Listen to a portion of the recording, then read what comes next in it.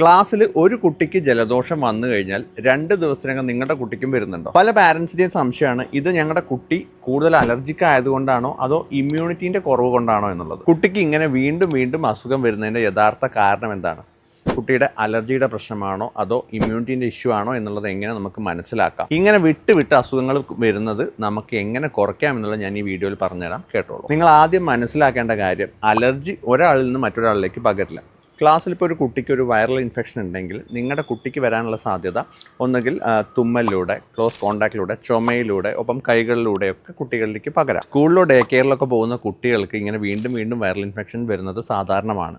ഇതൊരിക്കലും ഒരു ഇമ്മ്യൂണിറ്റി കുറവായി നമുക്ക് കണക്കാക്കാൻ പറ്റില്ല. കുട്ടിക്ക് പനിയൊന്നുമില്ല, പക്ഷേ രാവിലെ എഴുന്നേൽക്കുമ്പോൾ കുട്ടിക്ക് മൂക്കടപ്പുണ്ട്, തുമ്മലുണ്ട്, മൂക്കൊലിപ്പുണ്ട്, കണ്ണ് ചൊറിച്ചിൽ, മൂക്ക് ചൊറിച്ചിൽ, ഇങ്ങനെയൊക്കെ കാണിക്കുകയാണെങ്കിൽ ഇത് അലർജിയുടെ സിംറ്റംസ് ആണ്. പൊടി, ഡസ്റ്റ് മൈറ്റ്സ്, അതുപോലെ തണുത്ത സ്ഥലങ്ങളിലൊക്കെ പോകുന്ന സമയത്ത് ഇത് കൂടുതൽ കാണിക്കുന്നത് ഇതിൻ്റെ ഒരു ട്രിഗർ ആയിട്ട് കാണും അലർജിയിൽ. ഇനി ഇതൊരു വൈറൽ ഇൻഫെക്ഷൻ ആണെങ്കിൽ കുട്ടിക്ക് രാവിലെ എഴുന്നേൽക്കുന്ന സമയത്ത് പനി ഉണ്ടായിരിക്കും, ഒപ്പം തന്നെ തൊണ്ടവേദന, ശരീരം വേദന, വല്ലാത്ത ക്ഷീണം, ഒന്നിനും വയ്യ എന്നുള്ള തോന്നൽ, കിടക്കാൻ തോന്നുക ഒക്കെ കൂട്ടത്തിൽ കാണും. ഇനി ഇത് വീണ്ടും വരുന്നത് നമുക്ക് എങ്ങനെ കുറയ്ക്കാം എന്നുള്ളതെന്ന് നോക്കാം.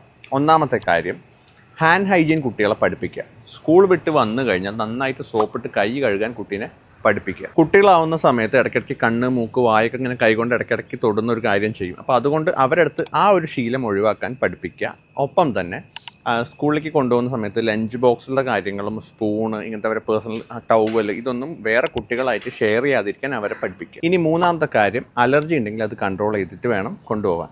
അതായത് അലർജിയുടെ സിംറ്റംസ് ഒക്കെ കാണിക്കുമ്പോൾ ഇതൊരു ജലദോഷമാണെന്ന് കരുതാതെ ഇത് എന്തുകൊണ്ടാണ് ഇത്രയും ദിവസം നിൽക്കുന്നതെന്നും കൃത്യമായിട്ട് ഡയഗ്നോസ് ചെയ്തിട്ട് കൃത്യമായി ചികിത്സ എടുക്കുക. നാലാമത്തെ കാര്യം, ഉറക്കം വളരെ പ്രധാനമാണ്. ഇപ്പോഴത്തെ കുട്ടികളിലൊക്കെ കാണുന്ന ഒരു കാര്യം, വളരെ ലേറ്റ് നൈറ്റ് ആയിട്ട് ഉറങ്ങുന്ന ഒരു ശീലം ഡെവലപ്പ് ചെയ്ത് വരുന്നത് പാരൻസ് ആദ്യം തന്നെ മനസ്സിലാക്കി ഇത് ബ്രേക്ക് ചെയ്ത് കുട്ടീനെ ഒരു 9-10 മണിക്കെങ്കിലും കുട്ടീനെ നിർബന്ധമായിട്ടും ഉറക്കാൻ ശ്രമിക്കുക. അഞ്ചാമത്തെ കാര്യം, കുട്ടികളുടെ ഭക്ഷണത്തിലുള്ള കാര്യങ്ങളാണ്. കുട്ടിക്ക് മുട്ട, മീൻ, പയർവർഗ്ഗങ്ങൾ, അതായത് പ്രോട്ടീൻ റിച്ച് ആയിട്ടുള്ള സോഴ്സുള്ള എല്ലാ കാര്യങ്ങളും കുട്ടിക്ക് കൊടുക്കാൻ ശ്രദ്ധിക്കുക. ഒപ്പം തന്നെ ഫൈബർ റിച്ച് ആയിട്ടുള്ള ഫുഡും കുട്ടിക്ക് വളരെ അത്യാവശ്യമാണ്. എപ്പോഴാണ് ഇമ്മ്യൂണിറ്റി നമ്മൾ ടെസ്റ്റ് ചെയ്യേണ്ടത് അല്ലെങ്കിൽ ശ്രദ്ധിക്കേണ്ടത്?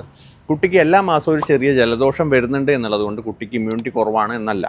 കുട്ടിക്ക് ഒരു വിട്ട് വരുന്ന അസുഖങ്ങൾ, അതായത് ഇപ്പോൾ സിവിയർ ആയിട്ടുള്ള ന്യൂമോണിയോ, ബ്രോങ്കൈറ്റിസോ ഒക്കെ ഇങ്ങനെ വിട്ട് വരികയും ഇത് മാറാൻ ഒരുപാട് സമയമെടുക്കുക, അല്ലെങ്കിൽ ഇത് കുട്ടിയുടെ വെയിറ്റിൻ്റെ കാര്യത്തിൽ ഇത് അഫക്റ്റ് ചെയ്യുന്നുണ്ട്, കുട്ടി വളരെ വീക്കാണ് എന്നുള്ള സിറ്റുവേഷൻസിലാണ് ഇമ്മ്യൂണിറ്റിയിലുള്ള ഇഷ്യൂസ് വരുന്നുണ്ട് എന്നുള്ളത് മനസ്സിലാക്കേണ്ടത്. നിങ്ങളുടെ കുട്ടിക്ക് പനി ഇല്ലാതെയാണോ ജലദോഷവും സിംറ്റംസും കാണിക്കുന്നത്, അതോ ഒപ്പം പനിയും വരുന്നുണ്ടോ? ഇതൊന്നും നിങ്ങൾ താഴത്ത് കമൻറ്റ് ചെയ്യുക. ഒരു വർഷത്തിൽ കുട്ടിക്ക് എത്ര തവണ പനി വരാം, അത് ഇമ്മ്യൂണിറ്റി ആയിട്ട് റിലേറ്റഡ് ആണോ എന്നുള്ള കാര്യം ഞാൻ അടുത്ത വീഡിയോയിൽ പറയാം.